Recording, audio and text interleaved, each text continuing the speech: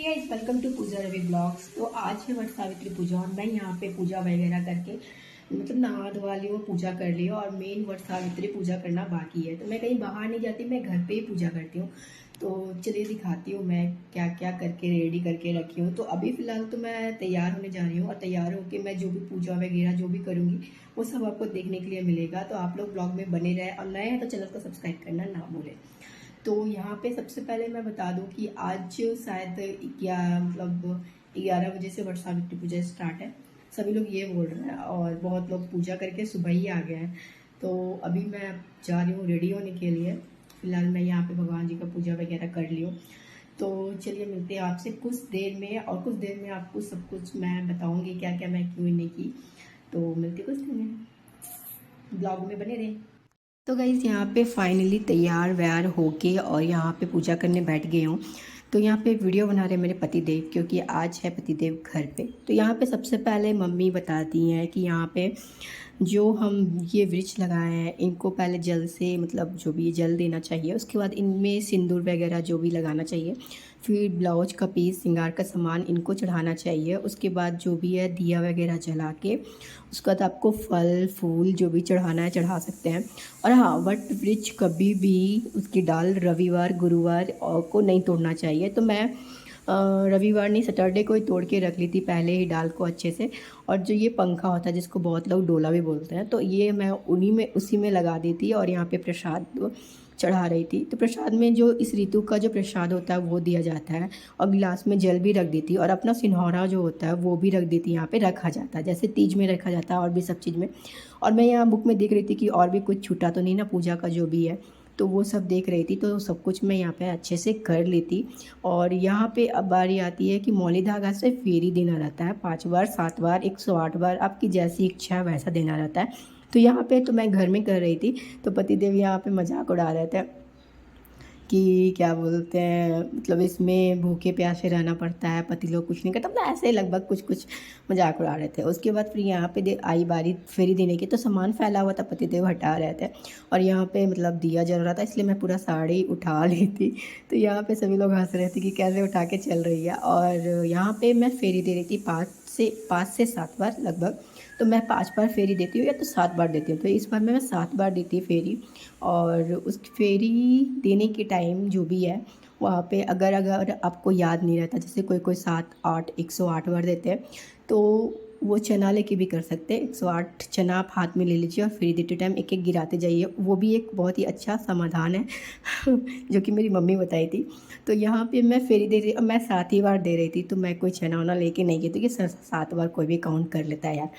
उसके बाद मैं बता दूं कि ये फेरी देने के बाद ये जो मौली धागा होता है ना, तो इसको उसी में बांध देना पड़ता, पूरा नहीं बांधना है, मतलब थोड़ा सा, जैसे कि मैं चलिए आपको यहाँ पे बताती हूँ कि यहाँ पे ये जो मौली धागा है इसको उसी के साथ लपेट के और अच्छे से वृक्ष में बांध के छोड़ देना चाहिए। तो यहाँ पे ये मौली धागा जो है इसे मैं रख दी। और यहाँ पे जो ये पंखा है तो इसमें तो पूरा मिट्टी लग गया था क्योंकि मैं उसमें लगा दी थी, इसलिए तो इसे अच्छे से पोंछ पाछ के उसके बाद सबसे पहले ये जो पंखा या डोला है जो भी है, पहले वट वृक्ष को अच्छे से हवा देना चाहिए, पहले उनको ठंड करना चाहिए क्योंकि उनको भी ठंड करेंगे तब पति भी ठंडे रहेंगे। तो यहाँ पे ये कहा जाता है। तो यहाँ की आयु के केवल 7 दिन शेष रह गए, तो सावित्री और तीव्रता से कठिन व्रत उपवास कर भगवान को प्रसन्न करने में लग गई।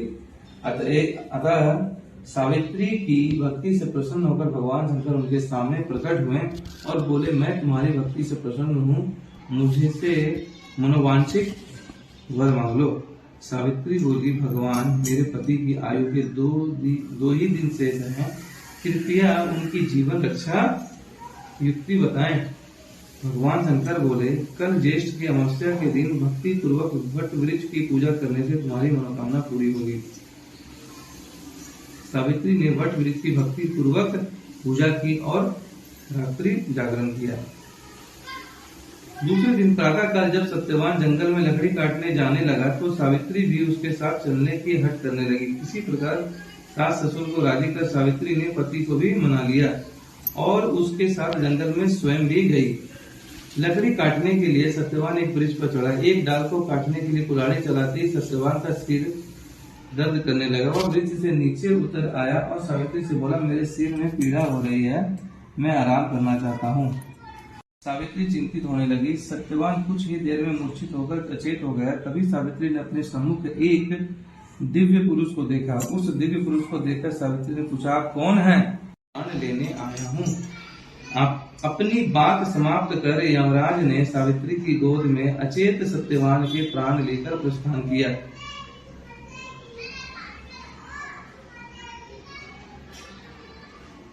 सावित्री भी यमराज के पीछे पीछे चल पड़ी। यमराज ने सावित्री को अपने पीछे आने से बार बार मना किया, पर सावित्री नहीं मानी। जब वह यमराज के पीछे चलती हुई दूर आ गई तो उससे अपना पीछा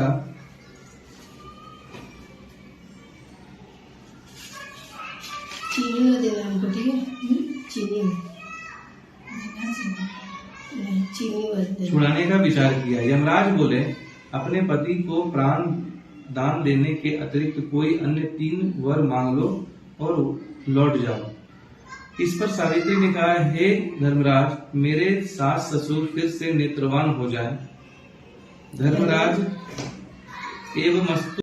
तो फाइनली यहाँ पे कथा हुई समाप्त। तो अब बारी आई मेरी दूसरी, जो कि ये किया जाता है इसके बाद, पूजा करने के बाद।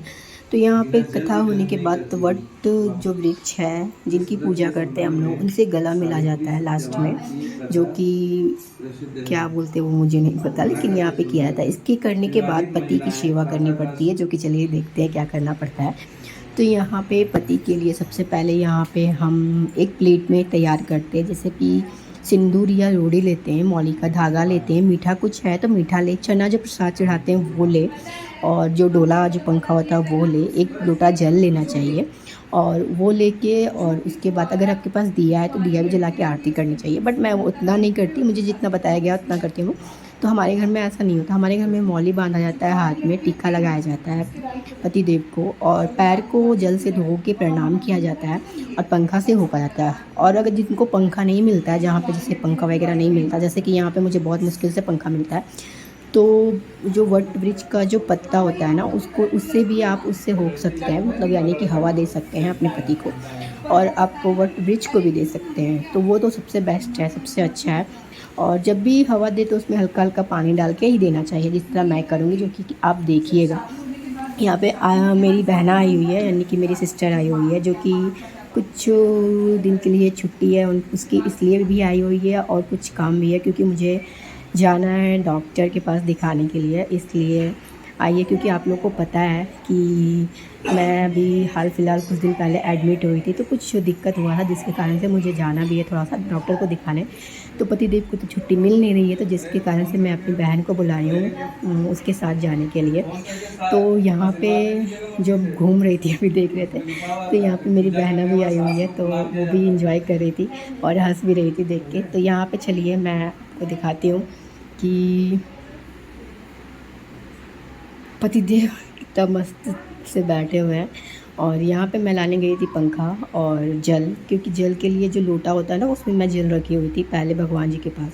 तो मैं क्या कि मुझे लोटा नहीं मिला, तो मतलब जो आप लोग क्या बोलते पता नहीं, हम लोग लोटा बोलते हैं। तो मैं गिलास में जल ले आई, जो कि गिलास अच्छा था, ख़राब गिलास नहीं था। उसके बाद जल से मैं उनके पैर को अच्छे से थोड़ा भिगा के उसके बाद फिर प्रणाम की, जो कि इसी टाइप में किया जाता है, 5 बार 7 बार जो भी है प्रणाम की। पतिदेव भर भर के आशीर्वाद दे रहे थे मुझे, भर भर के।